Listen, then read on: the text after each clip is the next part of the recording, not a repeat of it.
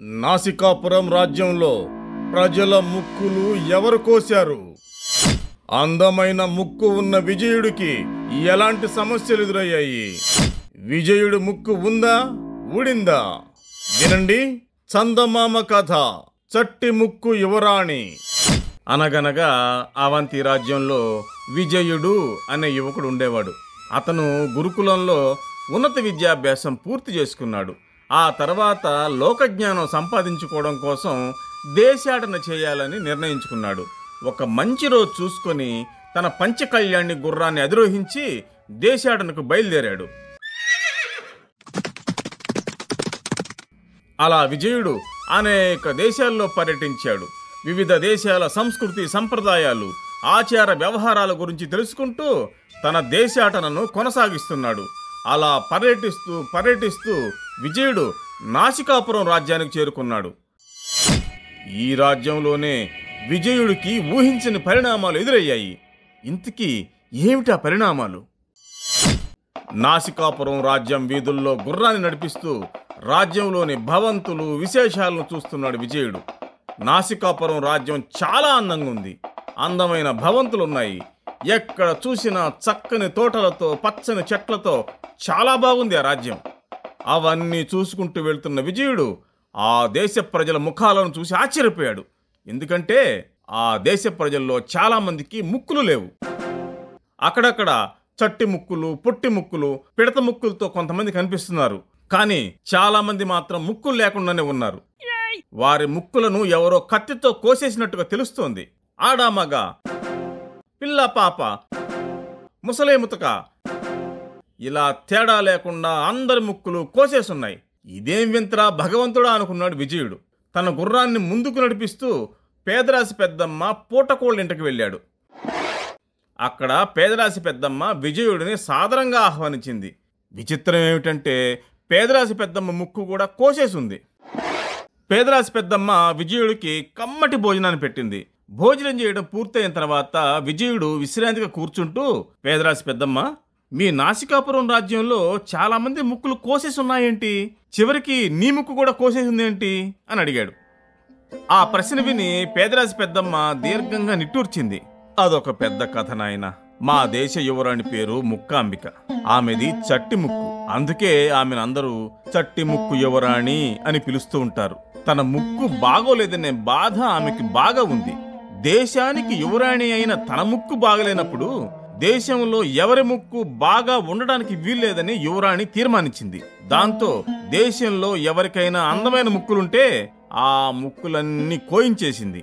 అలా నా ముక్కు కూడా కోయించేసింది. మా ముసలోడు బతికున్నప్పుడు నా అందమైన ముక్కును పట్టుకొని సంపంగి ముక్కుదానా అంటూ ఉండేవాడు. ఏం చేస్తావు నాయనా, మా ముసలోడు పోయాడు, యువరాణి గారి దయ వల్ల నా ముక్కు పోయింది అని చెప్పింది పేదరాశి పెద్దమ్మ. మరి యువరాణి కోయించిన ముక్కులన్నీ ఎక్కడున్నాయి అని అడిగాడు విజయుడు. తాను కోయించిన అందమైన ముక్కులన్నిటినీ మా చట్టుముక్కు యువరాణి సింహాసనం వెనుక ఉన్న గదిలో గుట్టలుగా పోసిపెట్టింది అని పేదరాశి పెద్దమ్మ చెప్పింది. ఆ తర్వాత ఆమె విజయుడి ముక్కు వైపు చూసి, బాబు, నీ ముక్కు చాలా బాగుంది. ఇంత అందమైన ముక్కుని ఇంతవరకు నేను చూడలేదు. నిన్ను, నీ ముక్కుని మా దేశ సైనికులు చూశారంటే నీ ముక్కు కూడా కోసేస్తారు. అందుకే మా దేశ సైనికుల కళ్ళలో పడకుండా ఈ దేశాన్ని విడిచిపెట్టి వెళ్ళిపో అని చెప్పింది. నాకు ఆ భయం లేదు పెద్దమ్మ. నా ముక్కు జోలికి వచ్చిన వాళ్ళని ముప్పు తిప్పలు పెట్టి 3 చెరువులు నీళ్లు తాగించడం నాకు తెలుసు అన్నాడు విజయుడు. అయ్యో, ఎందుకు వచ్చిన గొడవ నాయనా, త్వరగా మా దేశం విడిచి వెళ్ళిపో అని పేదరాశి పెద్దమ్మ అంటూ ఉండగానే నాసికాపురం సైనికులు ఆయుధాలు ధరించి బిలబిలమంటూ పేదరాశి పెద్దమ్మ ఇంట్లోకి వచ్చేశారు. విజయుడిని చుట్టుముట్టారు. 2 సైనికులు విజయుడిని పెడరెక్కలు విరిచి పట్టుకున్నారు. ఇంత అందమైన ముక్కు ఉన్న యువకుడు మన రాజ్యంలోకి ప్రవేశించగానే మన చట్టి ముక్కు యువరాణి గారికి సమాచారం అందింది. ఇతన్ని వెంటనే పట్టుకుని ముక్కు కోసేయమని ఆజ్ఞ ఇచ్చారు గంభీరంగా అన్నాడు సేనాధిపతి. అయ్యా, ఈ పిల్లాడు మందేశం వాడు కాదు కదయ్యా, వదిలేయండి అయ్యా అని పేదరాశి పెద్దమ్మ సేనాధిపతిని ప్రాధేయపడింది. కుదరదు పెద్దమ్మ, ఈ యువకుడు ఏ దేశం వాడైనప్పటికీ మన దేశంలో అడుగు పెట్టిన తర్వాత మన దేశం నిబంధనలకు లోబడాల్సిందే. అన్నాడు సేనాధిపతి. తమాషా ఏమిటంటే సేనాధిపతికి కూడా ముక్కు లేదు. సైనికుల్లో కూడా 2 చట్టి ముక్కు వాళ్ళకి మాత్రమే ముక్కులున్నాయి, మిగతా ఎవరికీ ముక్కులు లేవు. ఇప్పుడు ముక్కులు కోయడంలో బాగా అనుభవం ఉన్న వాళ్ళ కనిపిస్తున్న ఒక ముక్కులేని సైనికుడు వరలోంచి కత్తి బయటకు తీశాడు. విజయుడు ముక్కు కోయడానికి దగ్గరకు వస్తున్నాడు. అప్పుడు విజయుడు ఒకే ఒక మాట అన్నాడు, మీకు నా ముక్కు కోయడం కావాలా లేక మీ యువరాణి గారికి అందమైన ముక్కు కావాలా అన్నాడు. అంతే, ముక్కు కోయడానికి వచ్చిన సైనికుడు మంత్రం వేసినట్టుగా ఆగిపోయాడు. విజయుడు మాట్లాడడం కొనసాగించాడు. మీ చట్టి ముక్కు యువరానికి అందమైన ముక్కు వచ్చేలా చేయడం మాత్రమే కాదు, మీ అందరికీ ఎవరి ముక్కులు వాళ్ళకి వచ్చేలా చేసే పథకం నా దగ్గర ఉంది అన్నాడు. ఈ మాట సైనికులందరి మీద బాగా పనిచేసింది. ముఖ్యంగా సేనాధిపతి అయితే విజయుడిని దేవుణ్ణి చూసినట్టు చూశాడు. ఏమిటా పథకం అని అడిగాడు సేనాధిపతి. ఆ పథకం ఏంటనేది మీకు చెప్పను, మీ చట్టి ముక్కు యువరానికే చెప్తాను అన్నాడు విజయుడు. విజయుడిని సైనికులు రాజభవనంలోకి తీసుకెళ్లారు. చట్టిముక్కు యువరాణి సింహాసనం మీద కూర్చునుంది. నాకు అందమైన ముక్కు వచ్చే ఉపాయం నీ దగ్గర ఉందని చెప్పావంట, ఏమిటా ఉపాయం అని విజయుడిని అడిగింది.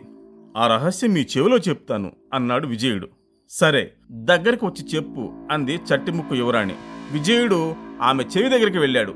విజయుడు చెప్పబోయే రహస్యం వినడానికి అన్నట్టుగా చట్టిముక్కు యువరాణి తన తలని విజయుడికి దగ్గరగా తెచ్చింది.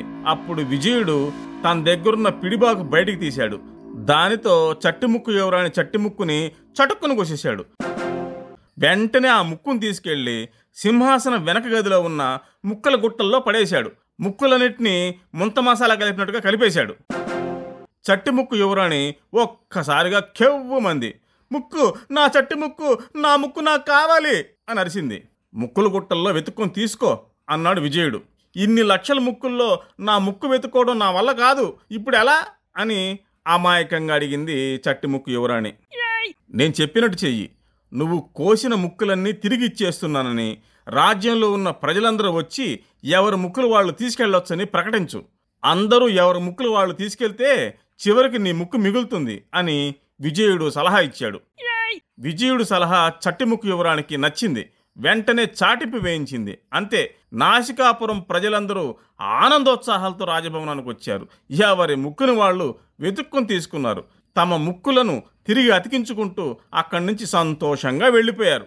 పేదరాశి పెద్దమ్మ అయితే తన సంపెంగ ముక్కును అతికించుకుంటూ విజయుడితో, ఇప్పుడు మా ముసలోడు బతుకుంటే ఎంత సంతోషించేవాడో అని చెప్పి వెళ్ళిపోయింది.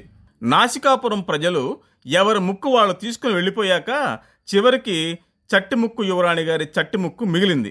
చట్టిముక్కు యువరాణి గబగబా తన ముక్కు తీసుకుని లటుక్కుమంటూ అతికించుకుంది. హమ్మయ్య అనుకుంది. తన ముక్కు తనకు వచ్చేసిందన్న ఆనందం చట్టిముక్కు యువరాణిలో కనిపిస్తోంది.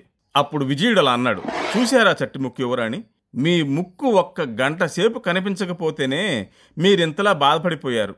అలాంటిది మీ రాజ్య ప్రజలు ఇంతకాలం ముక్కు లేకపోవడం వల్ల ఎంత బాధపడ్డారో మీకు అర్థమైందని అనుకుంటున్నాను అన్నాడు. చట్టిముక్కు యువరాణిలో పశ్చాత్తాపం కనిపిస్తోంది. విజయుడు మళ్ళీ మాట్లాడడం ప్రారంభించాడు. చూడండి చట్టిముక్కు యువరాణి గారు, మనిషికి అందం ముక్కు కాదు, మనసు అన్నాడు. ఈ మాట చట్టిముక్కు యువరాణి మీద మంత్రంలా పనిచేసింది. యువకుడా, నాకు కనువిప్పు కలిగించావు. ఇక నుంచి మా నాసికాపురం రాజ్యంలో ఇక ముక్కుల కోత అనేది ఉండదు అని ప్రకటించింది.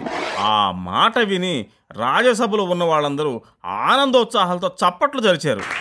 విజయుడు అందరి దగ్గర సెలవు తీసుకుని తన గుర్రాన్ని ఎక్కి మరో దేశం వైపు ప్రయాణమయ్యాడు. ఈ చట్టిముక్కు యువరాణి కథ మీకు నచ్చితే లైక్ చేయండి, మా ఛానల్ని సబ్స్క్రైబ్ చేసుకోండి. ఒక్క కామెంట్ కూడా చేశారంటే మీరు చాలా మంచోళ్ళు.